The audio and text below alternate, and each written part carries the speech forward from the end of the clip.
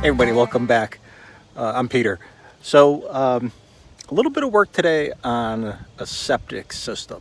I recently had mine pumped out, so I have to do some work on it, and I figure I'd bring you along. The basic design of a septic system is that the waste comes out of your house or structure, out through a waste pipe, usually a 4-inch cast iron or now plastic PVC pipe comes out. It goes into a septic tank, and it's normally concrete, and it's buried underground away from your structure. And as the waste goes into this tank, it's usually a square tank, let's call it 4 feet by, could be 8 feet wide, and then it goes down probably another 4 feet. So it's a big box. As the waste goes in there, the heavy clump of the waste generally would float on top, and then the water would be on the bottom. And out of that tank are drain pipes that would take that water that goes into that tank and puts it out into what's called a leaching field. It's a way to really kind of get the water away and leave in the tank the solids. And of course, over time, the solids build up, and you have to get the tank pumped, get the solids out of there. So that's what I had done, and let me show you the after effect. So here's what I got. Underneath these boards is the actual hole itself. Here's the soil that I pulled out of it. And the way my system works, at least, is here's the back of my house, and the septic waste pipe comes out somewhere around this level. It's probably 4 feet underground, and it comes all the way over into my septic tank here. Now, many towns or municipalities, when you go to town hall, they actually have a drawing of your septic system with the measurements. So the drawing that I have measures from this corner of the foundation and that corner of the foundation coming out, and the general location of where the septic tank cover is. So let's pull these boards up and see what we got from a cover standpoint. It's a concrete septic tank, so this is just the top of it. And this cover is about 16 inches down from the ground. And if I was to pull this cover up, you would see an empty concrete septic tank. There would probably be some liquid and some stuff in there, but no one really wants to see that, so I'm not going to do that. Now, what I do to make it easy to find this cover once I cover it up, you can see attached to the cover, it's hard to see, but actually, let me move this out of the way. Here's a little hook that normally the septic guys will take a pry bar, hook onto this, and pull the cover up. What I do is I tie a piece of rope to this that tethers onto this plastic pipe. And as I fill in the hole, I'm going to carry that string up and have that pipe sticking out of the ground just a little bit.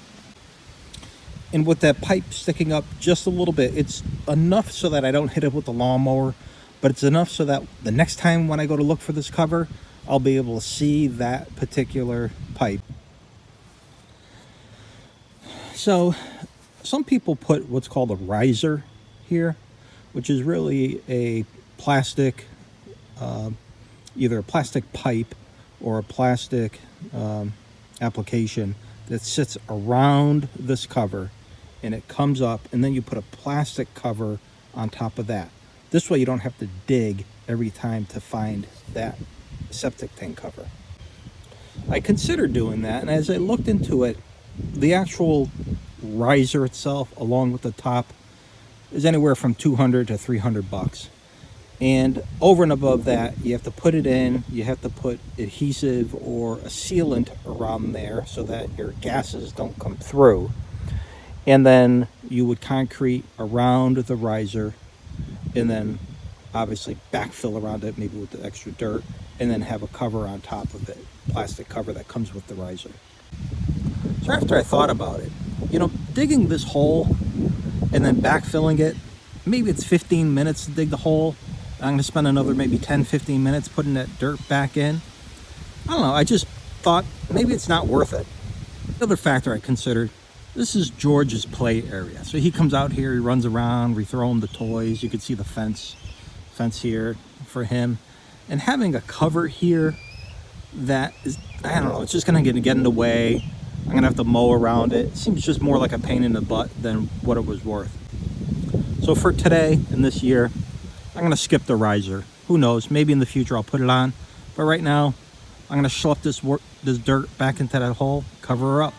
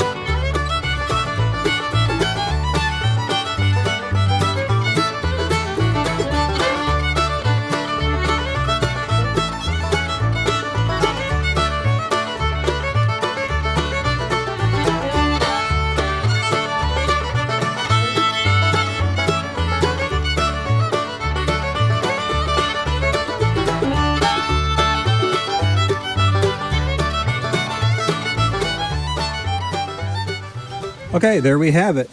Nicely done. I even cleaned off that little pipe a little bit so you can see it. It's not a pipe, it's this plastic tubing. That one happens to be white. When I do this job, I like to use a flathead shovel and a regular, say, rounded end. The rounded end is for the digging, to pierce through the grass and get the bulk of it out. But the flathead is helpful once you get to the cover itself. You can move the flathead around the cover and scoop out all that dirt. And then also at the end here, as you have some perimeter dirt, the flat end is just helpful to kind of scoop that in. I use the 2 wheelbarrows. It tends to be just the right size.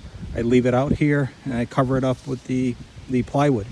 All right, so all in today, that was probably 5 minutes, maybe 7 because I was doing the video. So again, not too complicated. The hard thing is that if you go to do this during inclement weather, obviously rain or snow, that'd be a pain in the butt. Beautiful day out today, warm, sunny. Couldn't ask for a better day to do something like this. They recommend you pump a septic tank out every 2 years or so. I do it every year, maybe 18 months. This is one of the things I say, safer than sorry. You'd hate to have septic back up into the house. That just cannot be pleasant. So anyway, hope you enjoyed today's video. If you haven't subscribed, please do so. Like the video, put comments, get some more traffic on the channel. And as always, appreciate your support. Have a great day.